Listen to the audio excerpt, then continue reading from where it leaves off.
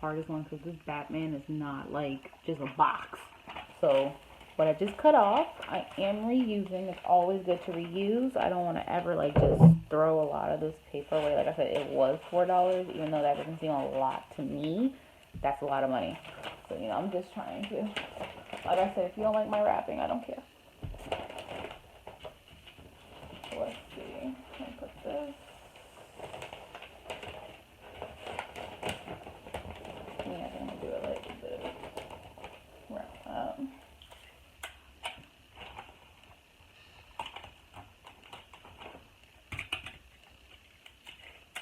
But oh, there's another question. Race. Would I date outside my race? Fun fact: I have dated outside my race. I am Black, Puerto Rican, French, Italian, Caribbean, and white. That's all of me because my dad is Puerto Rican and my mom is from the Virgin Islands, but her dad was white and her mother was from the Virgin Islands, but her parents were French and Italian. So that's what I say. It's all kind of I'm a bundle of joy. But there is a time in my life that I did date outside my race. I was in high school and dated a white boy. He was sweet and loving, and I can say dating outside your race is good. My child is outside my race. My son is Puerto Rican, Black, and Haitian. His father is Haitian. So that's another time I dated outside my race. So I don't put a blinder on when it comes to race. I would love to find a Black guy. I would love to find a Puerto Rican guy, potentially.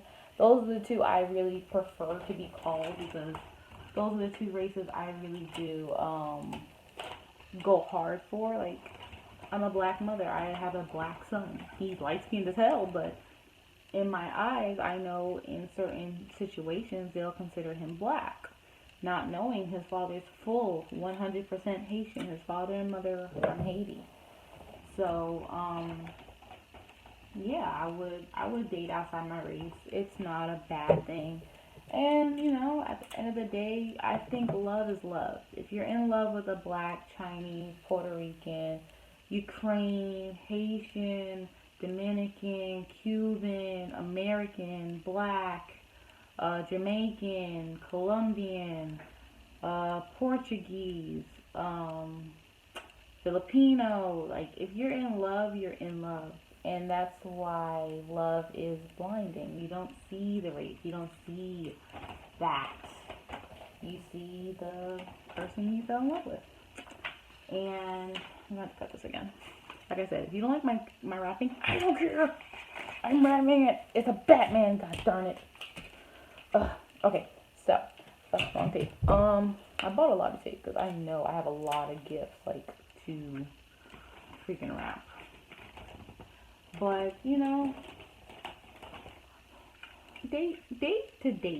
date to fall in love, date for marriage, date for your own reasons. But don't make it complicated, please.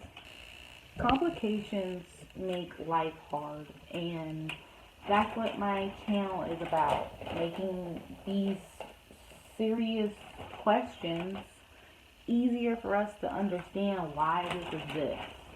And it's okay to have a question. It's okay to ask someone for advice, because I wish I could ask people for advice all the time, but a lot of my friends, coworkers, people on my YouTube channel, my fam, my Instagram followers, they all have questions, and I am here to answer them so I can make dating less complicated.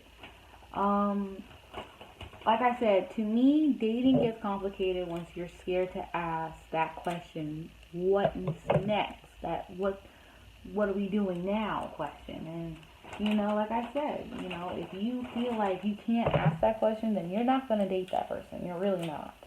Because that person is now in control and you have to follow that control. And I'm not big on authority. Batman! This is for Xeon. So I'm going to write on the back. Where's my Sharpie? But yes, dating is hard. Dating is hard because you have to find someone you actually want to be with. You have to find someone that wants to be with you. But at the end of the day, it's nice to know that person wants to be with you instead of the opposite way around. And I feel like I should have did this Batman the opposite way and had everything stick to the back. This is the back. That is where I'm doing from that one. But dating is hard, and I get that. But you know, we, as in everyone, can make it easier for yourself and the other person. So there are some red flags I say you should look out for when you're in the point of the talking phase. Flag number 1, do they only talk to you at nighttime? Number 2, what is your conversation really about? Because you can talk about the moon, the stars, the skies, and then sex comes into it. Like, wait, hold on, pause. 3, do you really like this person, or do you like the thought of this person? Because a lot of people get confused in that too. Like, I like this person so much, so much, so much, so much, and then it's like, no, I actually like the thought of this person. I expected them to do this, and they did that. I expected them to do this, but they did this. Expectations are too high. This person is horrible at communicating, and I'm not just saying like they just don't try at all. It's more of they don't want to try at all. If they get too busy and they don't just text you back, hey, I'm busy right now. Another flag would probably be more of what are you, yourself, saying to this person, because you can be turning them off and you don't even know it, and they just stop talking. They stop communicating. They stop texting. They stop calling. They only want one thing then. So there's a lot of red flags for both sides of the fence. So never think it's just them. They're the problem. It's them. Reflect on what you did during the talking phase to make sure yourself is actually the right. Because like I said, I think right, wrong. You know, what did you do wrong? What did you do right? And then at the end of the day, then you get to put feelings and emotions into it. What was their past relationship like? If they see the red flags in their last relationship, in this relationship, they might want to leave too. And you probably did the same thing. And it's okay to talk to a lot of people. Like, let that be known. Talking to people is fine. But when it becomes a point where you are not committing to anyone, that's when you are the problem. You're making it complicated. You're making it harder for that other person.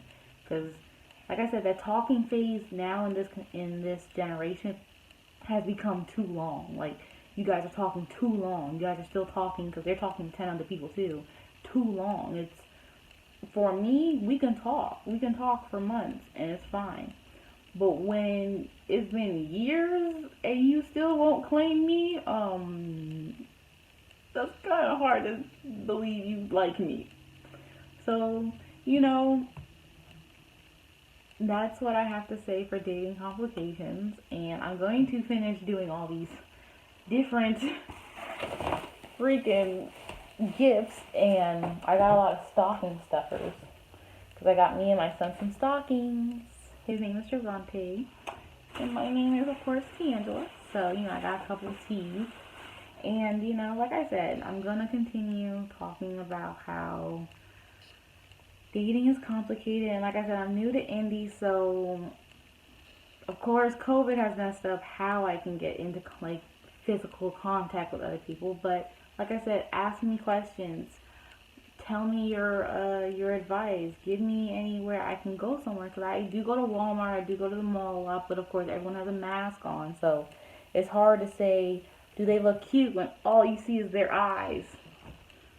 Because I look pretty with just my eyes. But some people might think I look ugly. But, you know, if you can only see this, come on. But, yeah. Well, like, subscribe, always comment, put your notification bell on. I will be making new videos once a week, hopefully it gets to more, and Thanks for welcoming me to Indy.